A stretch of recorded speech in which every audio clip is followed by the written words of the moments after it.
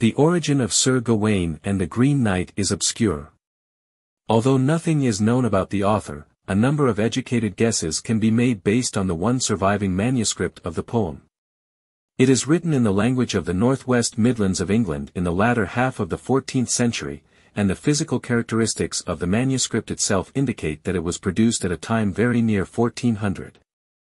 Details in the poem support this date: the dress of the characters, the architecture of Bertilac's castle, and the general emphasis on the luxurious splendor of courtly life all suggest that it was composed circa 1350 to 1400.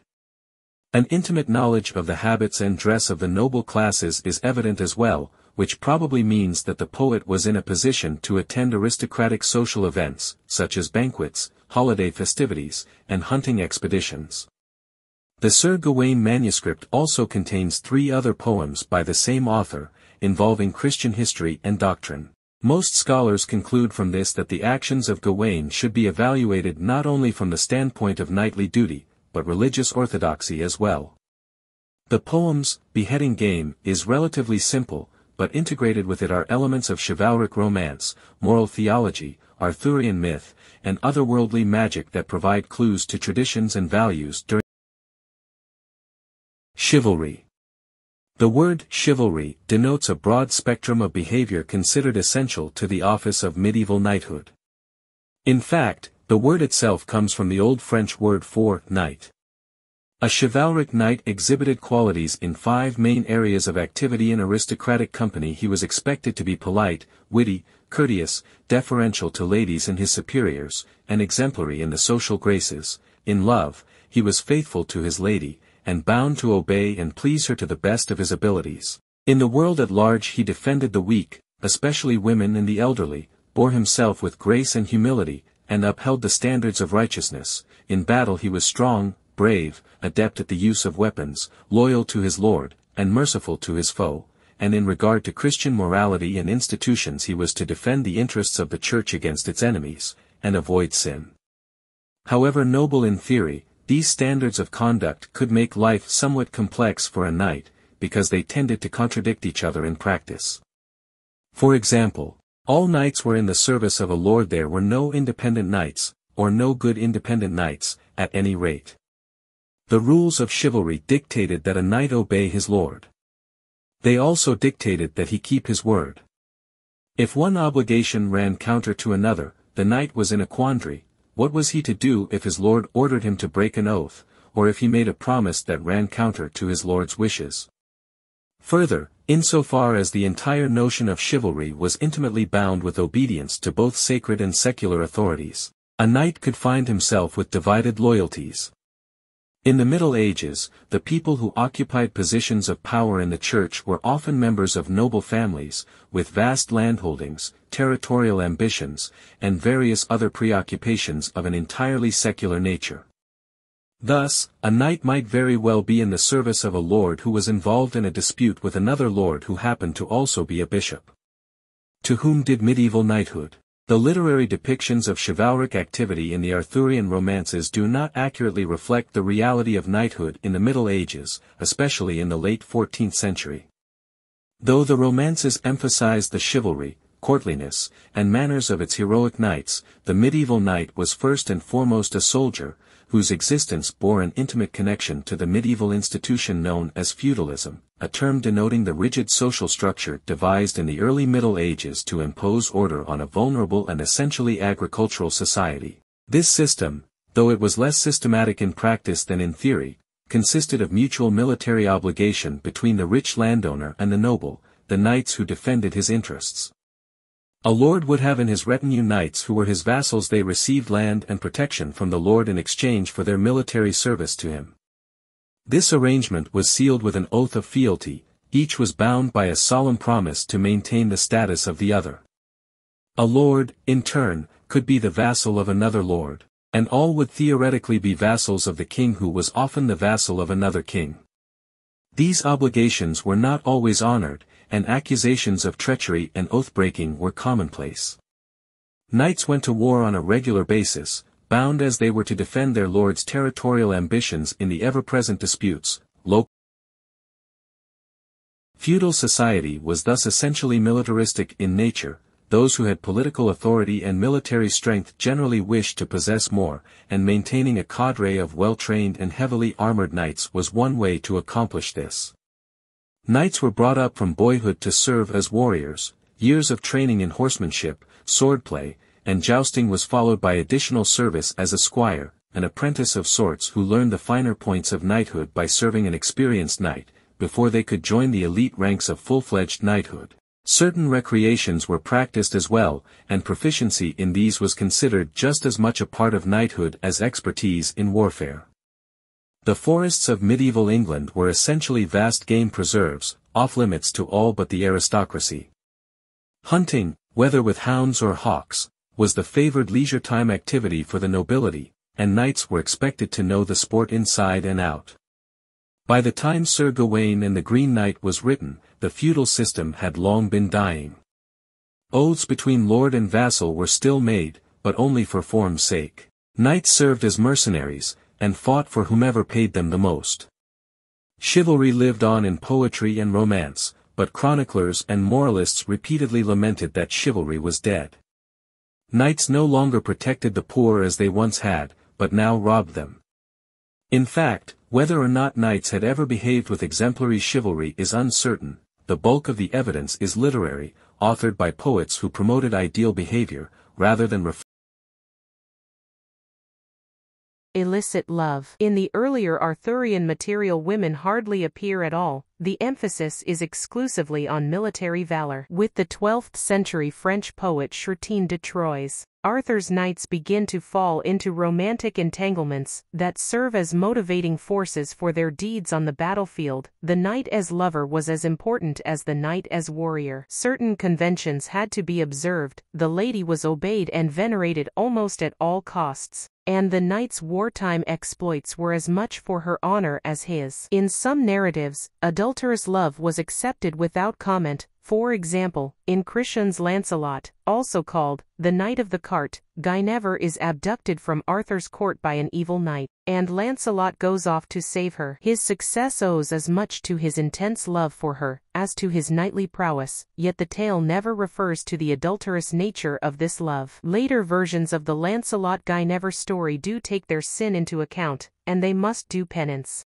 But the manner of their love is always presented as a characteristic instance of chivalric passion, however wrong. Another famous lover, Sir Tristan, is somewhat exonerated of his guilt for committing adultery with Isolde, the wife of King Mark, by the fact that his love is involuntary. He and Isolde are given a love potion by Isolde's servant. Gawain is the knightly lover par excellence. In some versions of the account of the last days of Camelot, when Gawain is killed by Lancelot, there is a vast outpouring of grief by women far and wide who bewail the loss of the greatest lover. Plot summary. The poem begins not in England but in Troy, at the end of the Trojan War, close to 2,000 years before the age of Arthur. Aeneas flees the ruins of his native city, and founds the city of Rome. His descendants and followers also establish kingdoms, among them Tuscany, Lombardy, and Britain. The heroic lineage of Arthur's kingdom being established, the story opens during the Christmas season at Camelot. The entire court celebrates with feasting, jousting, and dancing. Arthur, however, is not satisfied. He vows that he will not eat until something wondrous appears, either in fact or in the form of a tale. His desire is immediately granted with the appearance of an unknown rider, one of the greatest on ground in growth of his frame, Sir Gawain, lines 136-37. Enormous and handsome, the knight is richly arrayed in the finest of clothing.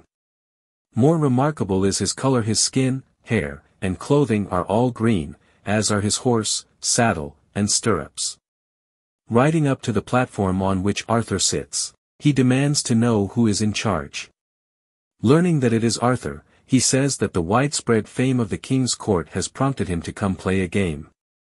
He proposes to submit to a single blow with his own green axe, wielded by a knight of Camelot, who will also get to keep the axe. The Camelot knight will then accept his own blow in return, in exactly 1 year and 1 day's time. The Green Knight's proposal astounds the court so much that no one responds, whereupon the Green Knight resorts to mockery. "What, is this Arthur's house?" said that horseman then, "whose fame is so fair in far realms and wide? Where is now your arrogance and your awesome deeds, your valor and your victories and your vaunting words?" Sir Gawain and the Green Knight, lines 300. Shamed, Arthur takes up the Green Knight's axe. Arthur's nephew Gawain then asks permission to respond to the challenge himself, arguing that his own life, unlike Arthur's, would not be much missed. The members of the court all agree to let Gawain face the knight, who makes Gawain swear that, in 1 year's time, he will seek him out for the return blow. Gawain agrees, and brings the axe down swiftly on the knight's bared neck. The Green Knight's head rolls on the floor, blood bursts from his body, but he remains standing. The body walks steadily towards the head, snatches it up, and then swings onto the green horse. Holding the head aloft by the hair, the body points it toward the royal dais. The eyes of the head are open, and the mouth reminds Gawain of his oath, instructing him to come to the Green Chapel the following New Year's morning or be known as a coward. Winter, spring, and summer pass, and with the coming of autumn Gawain begins to prepare for departure. The members of the court feign good cheer while Gawain dresses and arms himself. Like the Green Knight, he is dressed splendidly, but unlike him he is armed to the teeth. Most prominent among his accessories is a gleaming red shield, adorned with a golden pentangle, a 5-pointed star. As Gawain rides away, members of the court bemoan his likely fate. Passing through desolate and monster-infested wastelands, Gawain asks everyone he meets about the Green Chapel, but no one has heard of it. Far from home, he must fight for his very survival. Now with serpents he wars, now with savage wolves, now with wild men of the woods, that watched from the rocks, both with bulls and with bears, and with boars besides, and giants that came gibbering from the jagged steeps. Sir Gawain, lines .720-23. He journeys day after day until Christmas Eve arrives, and begins to fear that he will not make his appointed meeting with the Green Knight. He prays to Mary that he might find lodging where he can attend Mass, and upon crossing himself 3 times, he sees nearby a moated castle. Knocking at the door, he is admitted to a sumptuously furnished interior, and the lord of the castle welcomes him with enthusiasm, telling him that he may stay as long as he wishes. The castle is full of noble guests, who have come to celebrate Christmas the following day. Even before revealing his name, Gawain is treated with great honor. He is clothed in the finest robes and served a splendid feast. When he does reveal his identity, the entire castle rejoices. Men say to each other that now that the most honored knight in the world has arrived, they will be treated to a rare display of knightly behavior in its full perfection. At midnight Mass, Gawain is seated at a place of honor by his host's side. When the Mass is over, the Lord's wife appears. Gawain thinks her beauty beyond praise, exceeding that of Guinevere herself. With her is another woman who is as old and ugly as the lady is young and beautiful. Gawain approaches, greets and kisses the lady. During the lavish feast that follows, he sits deep in conversation with her. The celebrations continue for 3 days, whereupon the guests begin to depart. Gawain announces that he too must go, and holds firm despite his host's entreaties that he stay.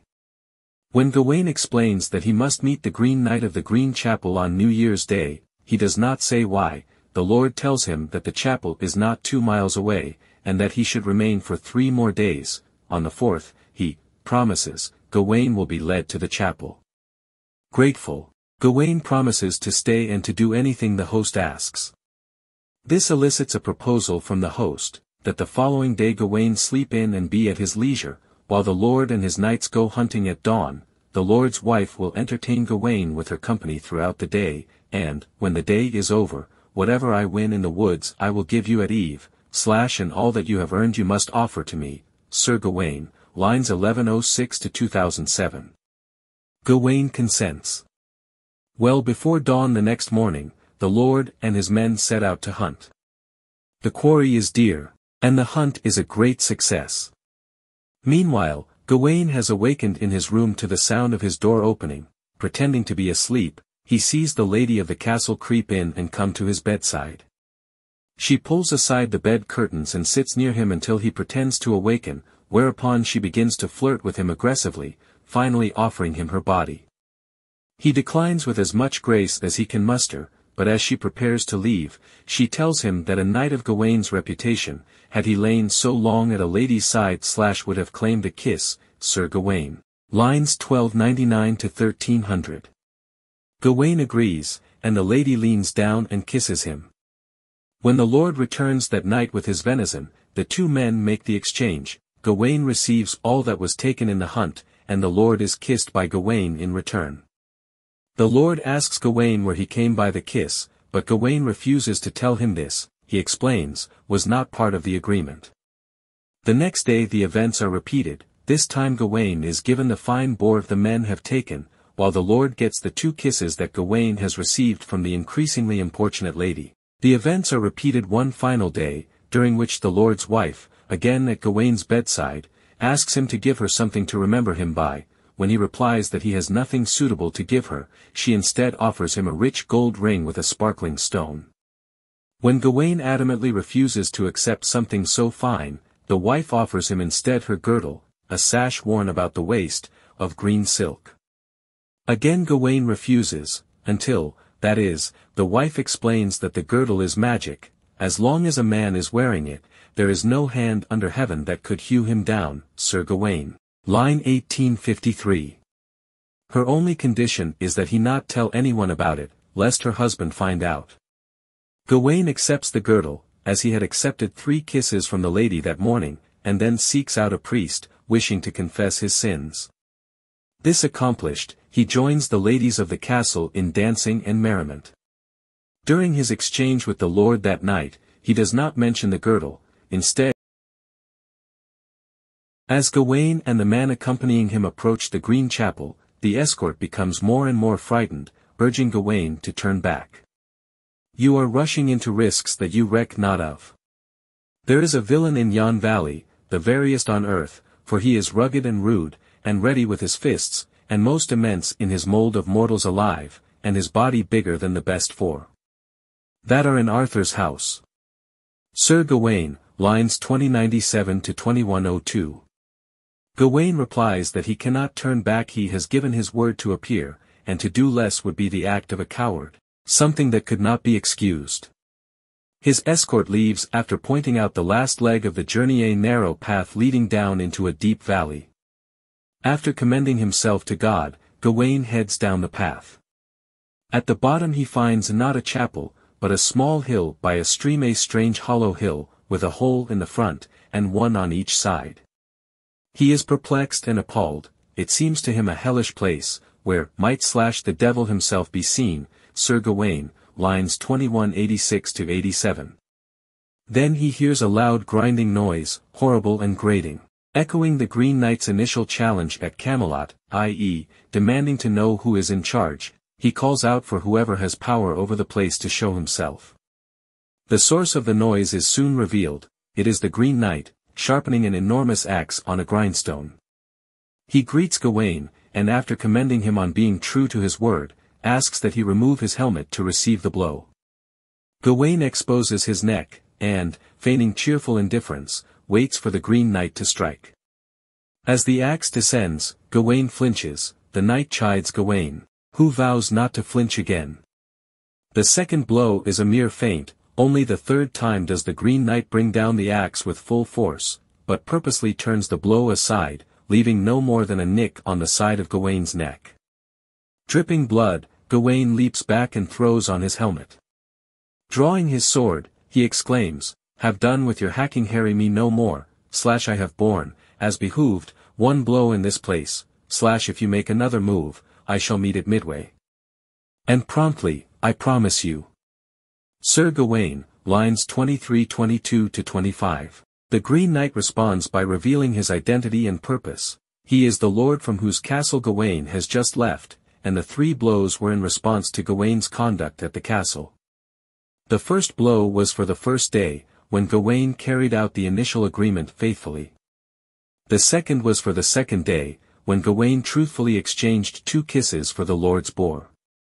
The third blow, however, was in punishment for Gawain's duplicity on the 3rd day in withholding from the Lord the green girdle, which by rights should have been surrendered to him the evening after he obtained it. The mildness of the punishment, says the knight, was because Gawain withheld the girdle out of simple fear, yet you lacked, sir, a little in loyalty there, but the cause was not cunning, nor courtship either, but that you loved your own life, the less, then, to blame, Sir Gawain.